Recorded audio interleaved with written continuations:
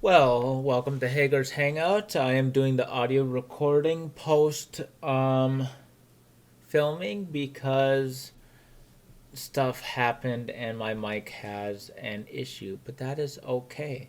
Today we're reviewing root beers, ginger ales, and randomly a squirt.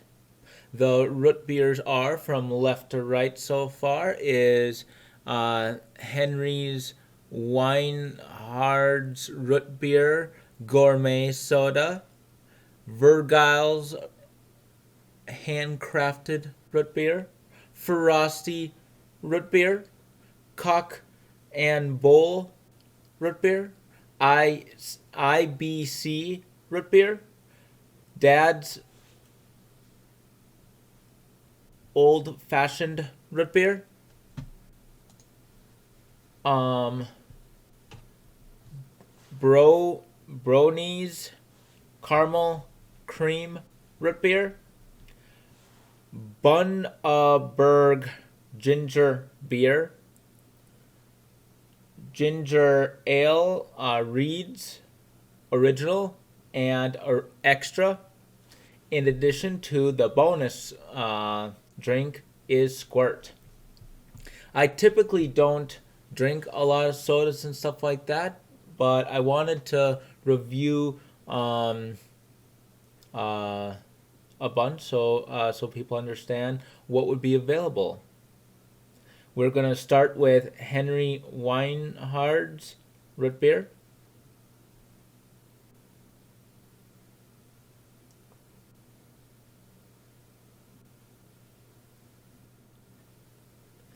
If you recognize that this has a lot of head on it, or froth, or whatever you want to call it. I don't know the technical term, but I'm just going to call it head, for lack of a better word. Okay. It's pretty good, actually. It's um, it's got a good kick. The flavor doesn't linger very long, but it's not bad at all. I'm actually very impressed. Now let's move on to Virgil's.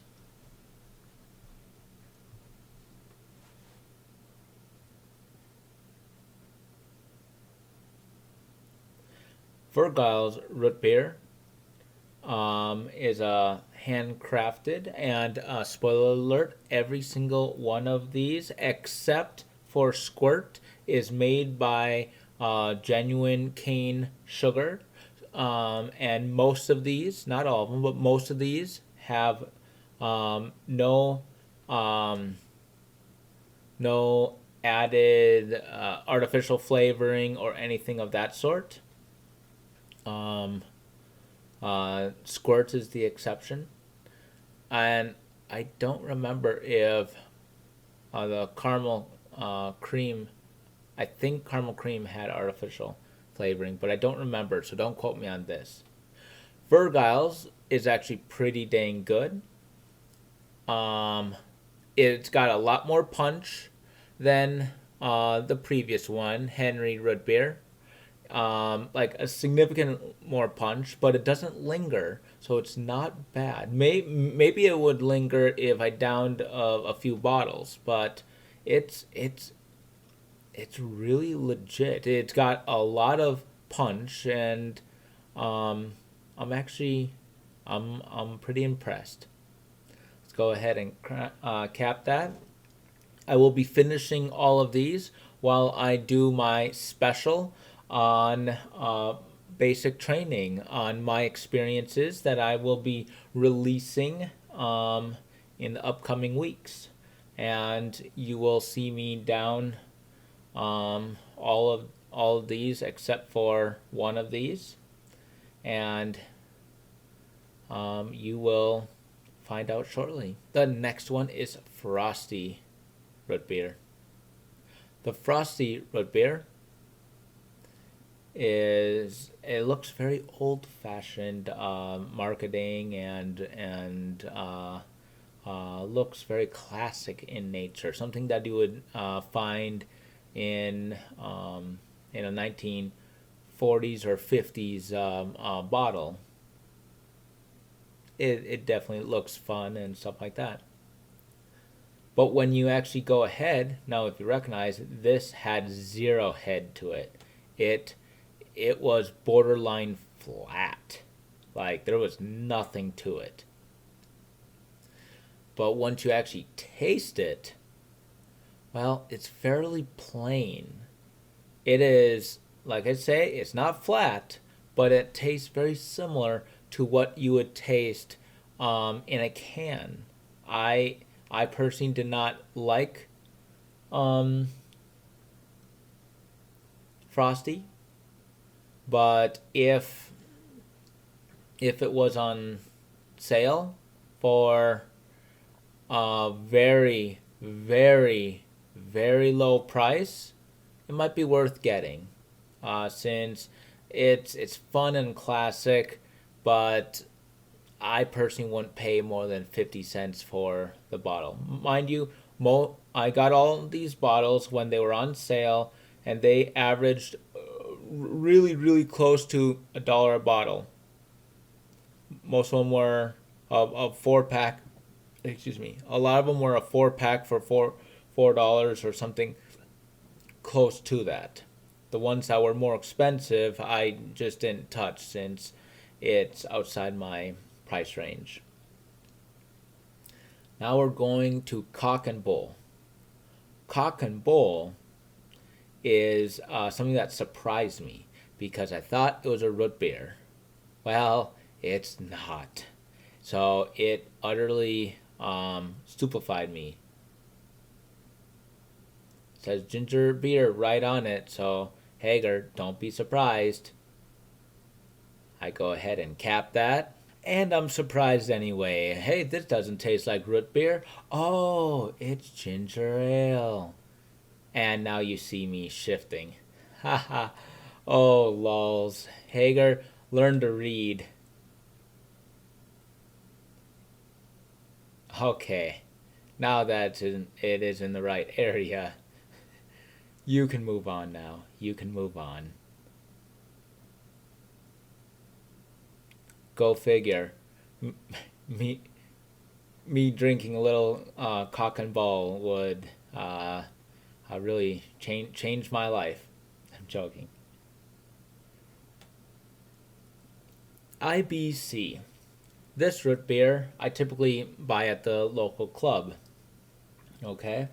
When I say local club, this is where I game.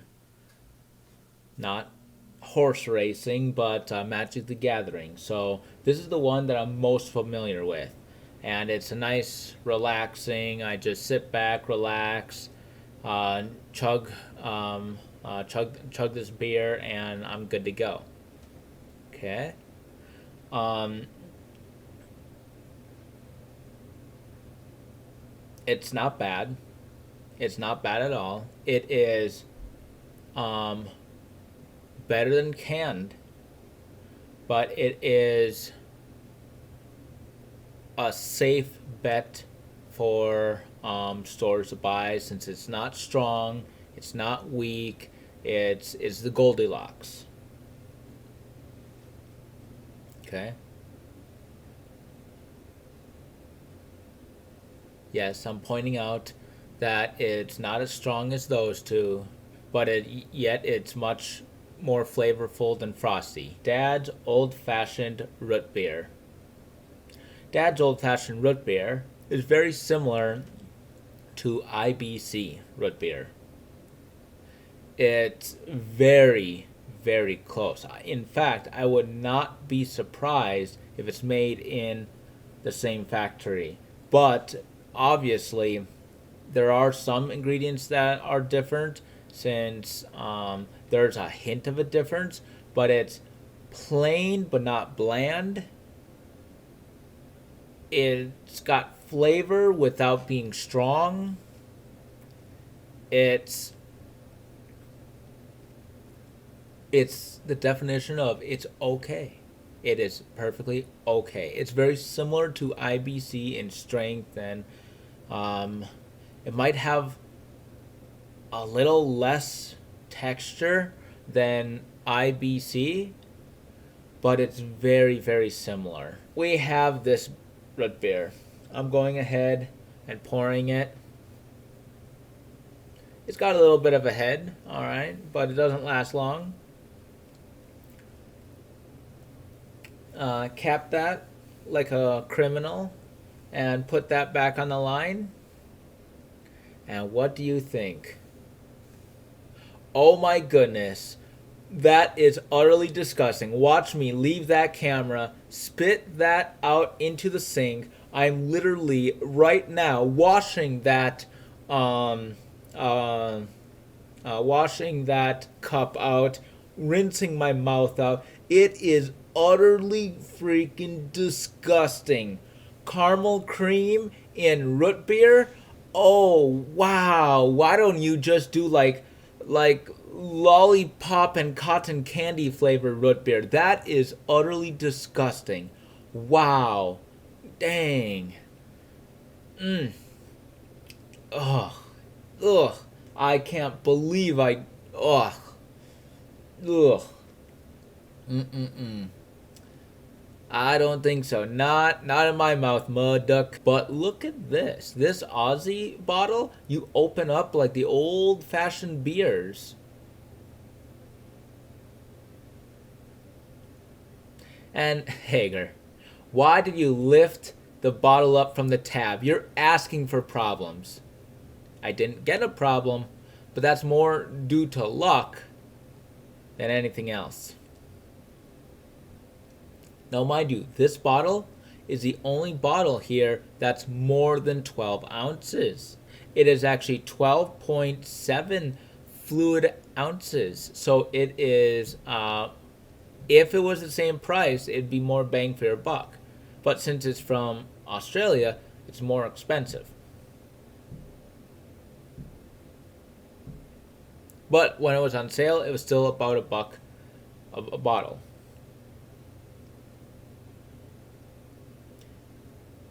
It was moderately weak. For an introductory root beer, introductory ginger ale, this wasn't bad. I would definitely recommend this for people who have never tried ginger ale and they want to try something. But you can't reseal it, as you can see, and you have to sit and drink the whole bottle, otherwise it will flat and it will be bad very quick. So I do not recommend this unless you're going ahead and drinking it, like in one sitting, which is perfectly normal and perfectly fine. And the fact that it's a lot more short, it's a lot easier to stack more, and there are benefits to this one, but in general it's very mild. It's not bad flavor. It's really not bad at all. It's just a personal taste, and if it's the same price, it's not bad. But the MSRP, it's outside of my price range. All right, now I'm gonna try Reed's Original. Now this is Jamaican inspired flavor. So again, another international influence.